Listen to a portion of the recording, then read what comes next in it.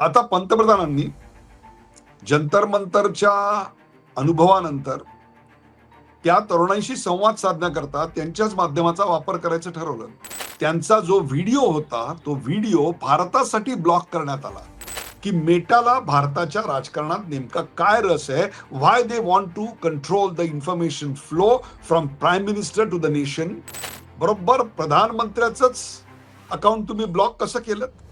तर deep state आणि Meta यांची स्ट्रॅटेजी हेनरी किसिंजर यांच्या फिलॉसॉफीवर आधारलेली आहे आणि ती म्हणजे कंट्रोल द डेटा. विदावर तुम्ही नियंत्रण मिळवा. Facebook was a nation with 70 crore 70 कोटी users. It would have been the third largest nation on the अर्थ.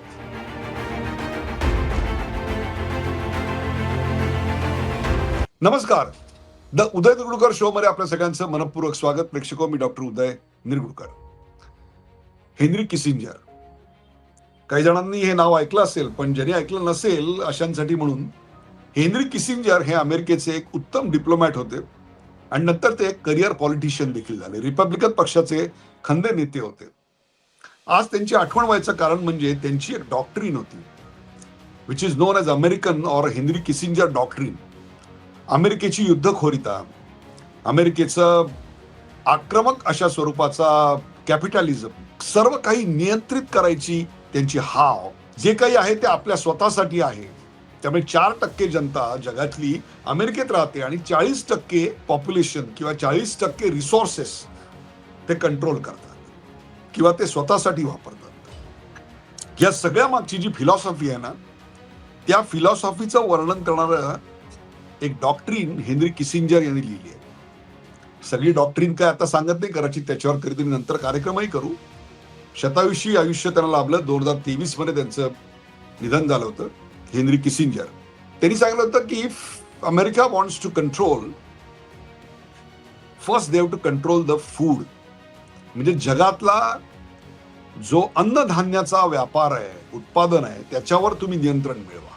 दुसरं, जगाच्या अर्थ निर्मितीवर, अर्थ पुरवठ्यावर, बँकिंगवर, फायनान्सवर तुम्ही कंट्रोल मिळवा.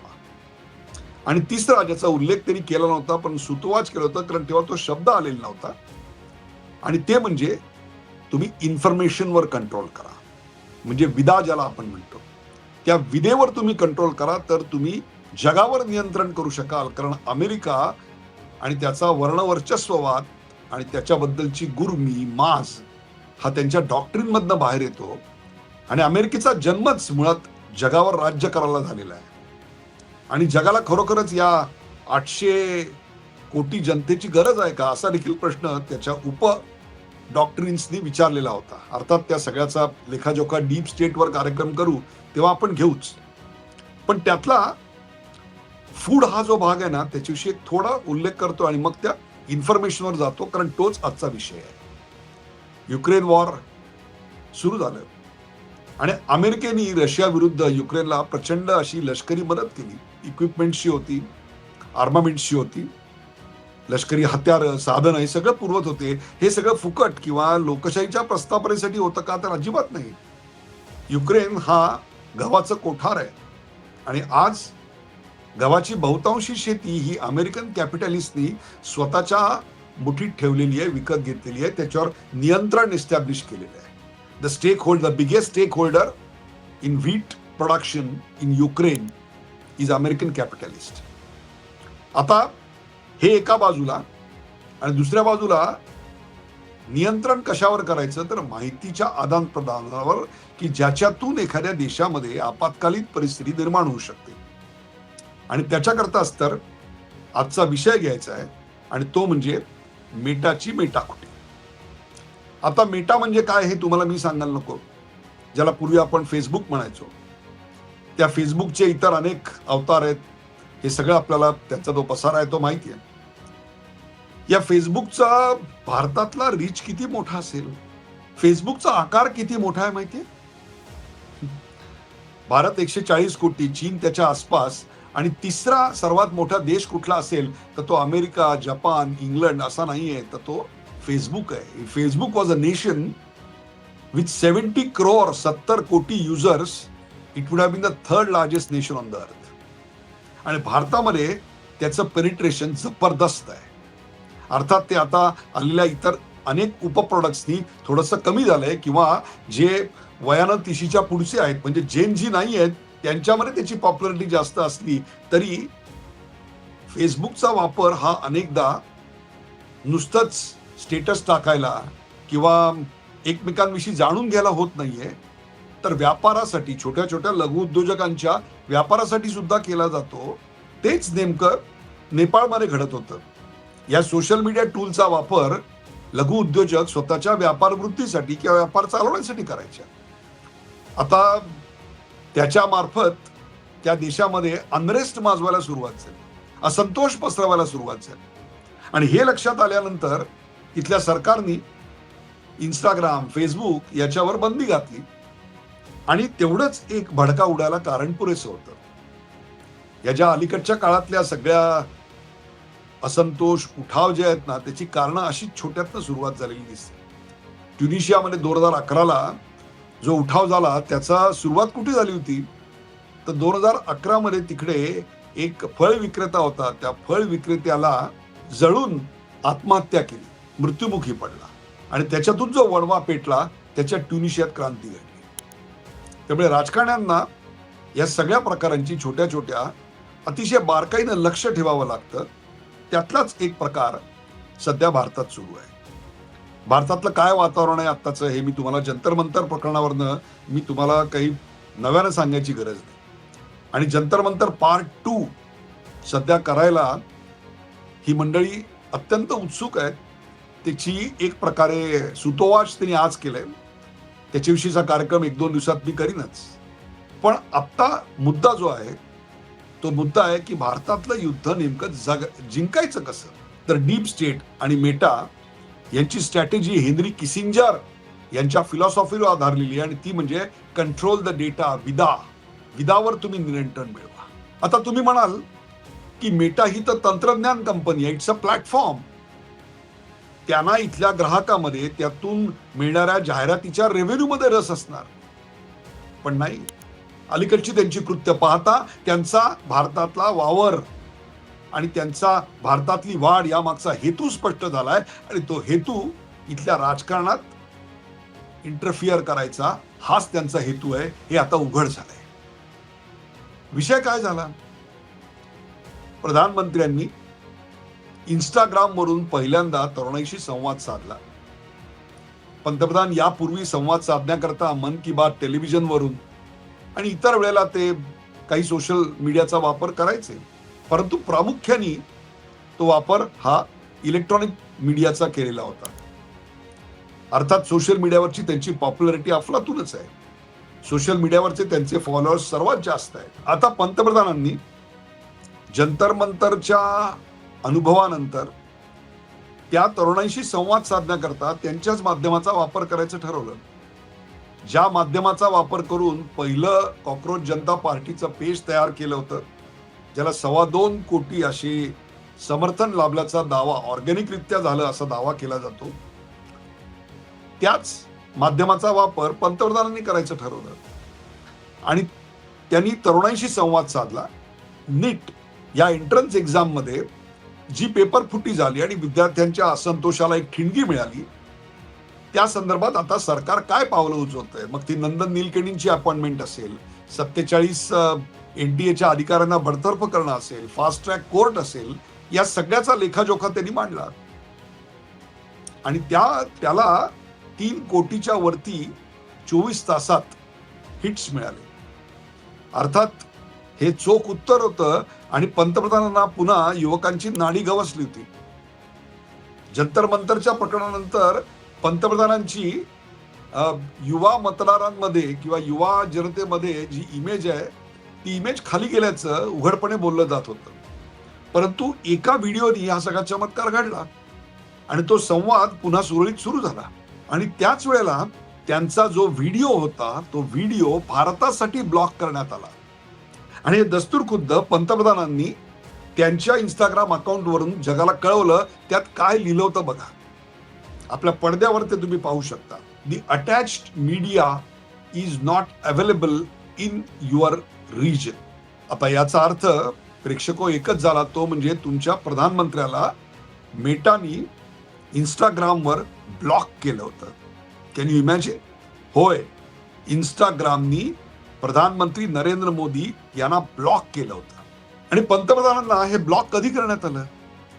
जेव्हा देशामध्ये विलक्षण अशा प्रकारचा गदारोळ सुरू आहे, अनागोंदी सुरू आहे, अराजक माजवण्याचा प्रयत्न केला जातोय, अशा वेळेला पंतप्रधानांचं देशाला संबोधित करणं, तरुणांना संबोधित करणं अत्यंत महत्वाचं होतं. अशा काळात पंतप्रधानांना त्या प्लॅटफॉर्मवरून ब्लॉक करण्यात आलं, हटवण्यात आलं. अर्थातच मेटावर टीकेचा भडीमार झाला. तेव्हा घडली ही क्षुल्लक चूक होती, काही तांत्रिक गोष्टी होत्या, त्या तांत्रिक गोष्टी आता दूर करण्यात आल्या आहेत आणि पुन्हा तो व्हिडिओ उपलब्ध करण्यात आलेला आहे. अशी सारवासारव एक प्रकारे जरी मेटाने केली असली तरी हे किती स्टुपिड आहे हे कोणालाही कळून चुकण्यासारखं होतं.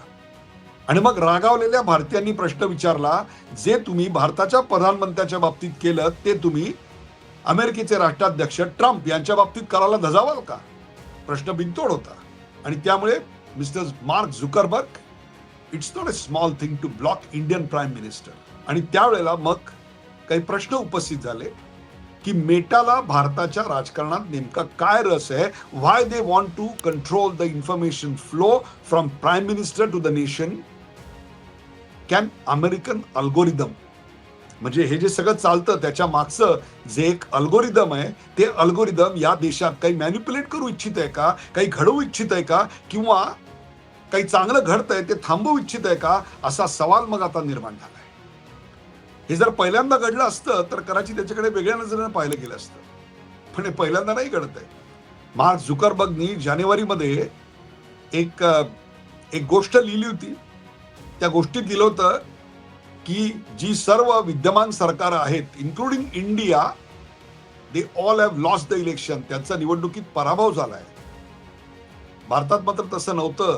भारतामध्ये नरेंद्र मोदी यांनी तिसऱ्यांदा लोकसभेची निवडणूक जिंकलेली होती, तरी देखील जाणीवपूर्वक मार्क झुकरबर्गनी असं का बरं लिहिलं असावं आणि पुन्हा सांगायचं आम्हाला या देशात राजकारणात काही रस नाही? कोण विश्वास ठेवेल? बच्चा समजाय क्या? आणि त्यानंतर एक प्रकार घडला. इंडियन आर्मी मधील चिनार कॉर्प ही अतिशय महत्वाची लष्करी तुकडी आहे. भारताच्या प्रजासत्ताक दिनानंतर त्यांच्या अकाउंटवर सुद्धा अशा प्रकारे बंदी घालण्यात आली होती. आमच्या मिलिटरीच्या अकाउंटवर अशी बंदी का घालण्यात आली आणि इतक्या महत्वाच्या कॉर्पवर? आणि ही तांत्रिक चूक म्हणायची. आणि इथे शंका यायला लागते की या सगळ्या मागे अमेरिकन डीप स्टेट तर नाही, की ज्यांचे इथले इंटरेस्ट प्रोटेक्ट करण्याकरता किंवा ते इंटरेस्ट हार्म होत आहेत म्हणून भारताला धक्का देण्याकरता तर हे जाणीवपूर्वक केलं जात नाहीये ना? मग मेटानी हे आणखीन ज्या देशात घडवलं त्या देशांचा आम्ही बारकाईनं अभ्यास केला तेव्हा लक्षात आलं की त्यांना फक्त इथे इंटरफिअर नाही करायचंय, तर या देशात त्यांना स्टेक होल्डर व्हायचंय. Is that the objective to create the platform like Meta? तुम्ही तंत्रज्ञान कंपनी आहात का तुम्ही तंत्रज्ञान कंपनीचा बुरखा घेतलेला एक राजकीय चेहरा आहात, की जो राजकीय चेहरा खरा डीप स्टेटचा आहे? आणि ही शक्यता किती भीतीदायक आहे माहितीये?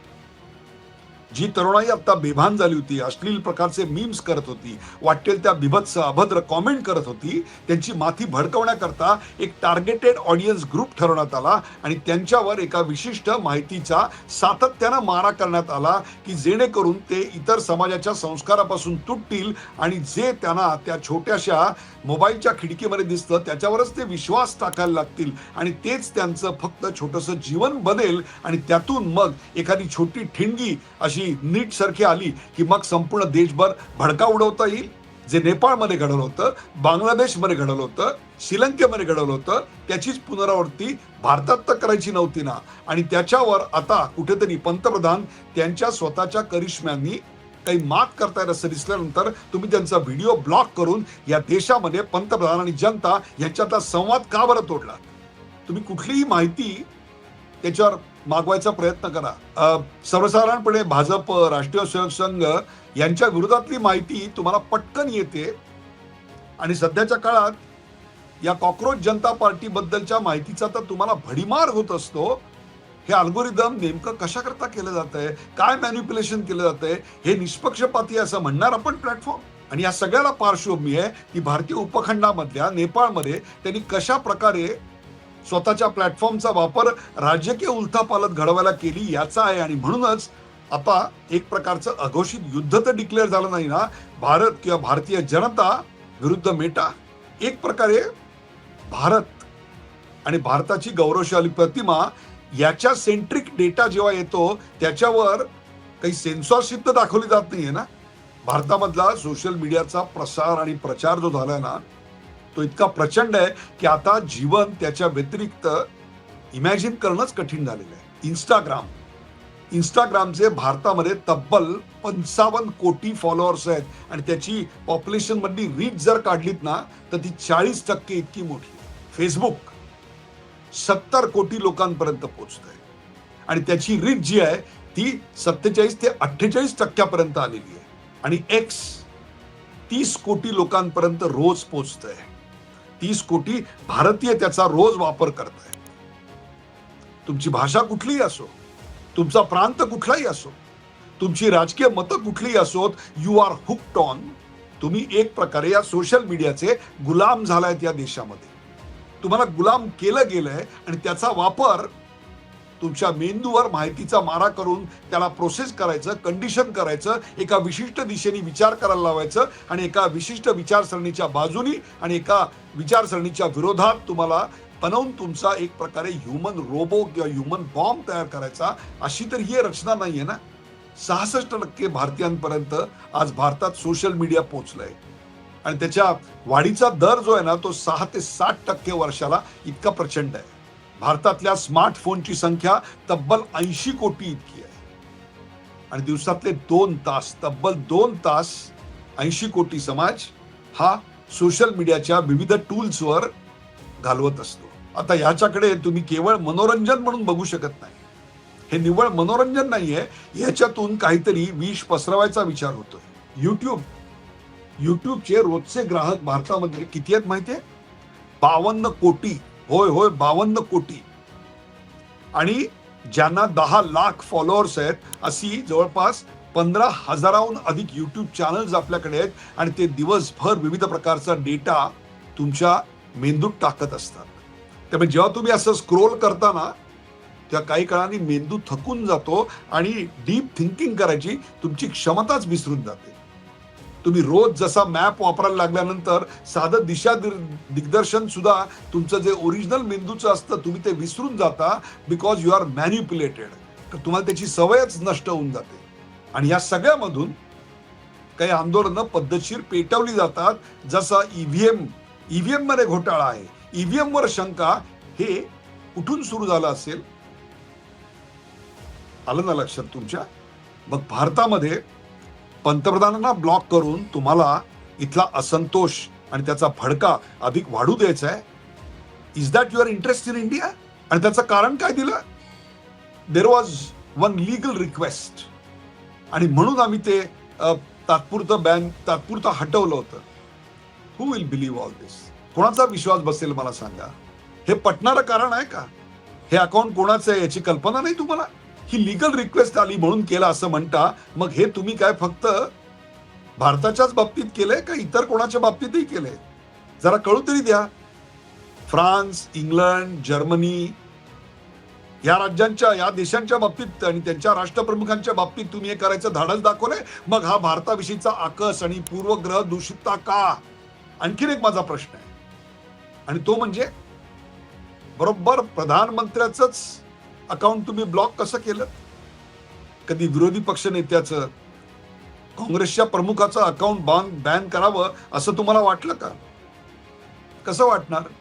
कारण भारताची लोकशाही धोक्यात आहे असं परदेशात सांगून तिथून आम्हाला मदत करा असा तुम्हाला फुलटॉस बॉल ज्यांनी दिला त्यांच्या विरोधात तुम्ही काय बरं करणार?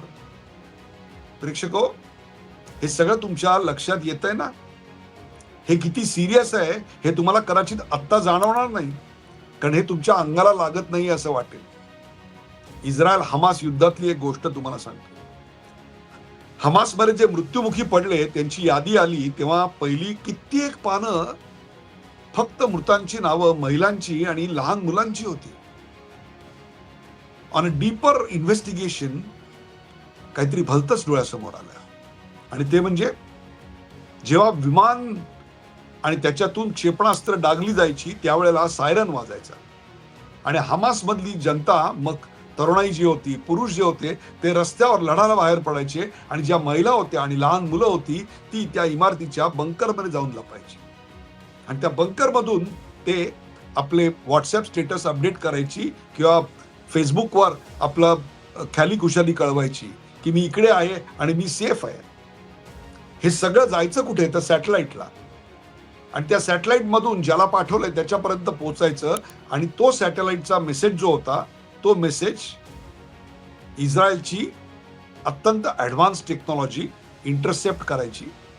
एखाद्या विशिष्ट भागातून, तळघरातून 500-700 SMS, 500-700 सोशल मीडिया अपडेट्स येत आहेत, याचा अर्थ तिकडे माणसांचा जमाव आहे हे लक्षात यायचं आणि मग बरोबर त्या जागेवर पिन पॉइंट होऊन तिथे क्षेपणास्त्र डागलं जायचं आणि मेसेज पाठवायला, तो इंटरसेप्ट व्हायला आणि त्याच्या लोकेशन ट्रॅक करून तिथे अटॅक करायला अवघी 3 सेकंद लागायची विदाउट एनी ह्युमन इंटरव्हेन्शन. आणि त्याकरता जी 2 सॉफ्टवेअर, ती प्रगत AI टूल्स होती, ती टूल म्हणजे गॉस्पेल आणि लव्हेंडर, आणि त्यांनी इतका नरसंहार घडवला.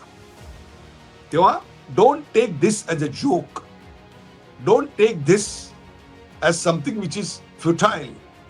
It is here and here to stay. आणि म्हणून या ज्या तंत्रज्ञान कंपन्या आहेत त्यांचे हेतू आणि आमच्या प्रधानमंत्र्यांना असं ब्लॉक करणं, याची गंभीर दखल प्रत्येकाने घेतली पाहिजे आणि त्याविषयीचा आपला निषेध नोंदवला पाहिजे.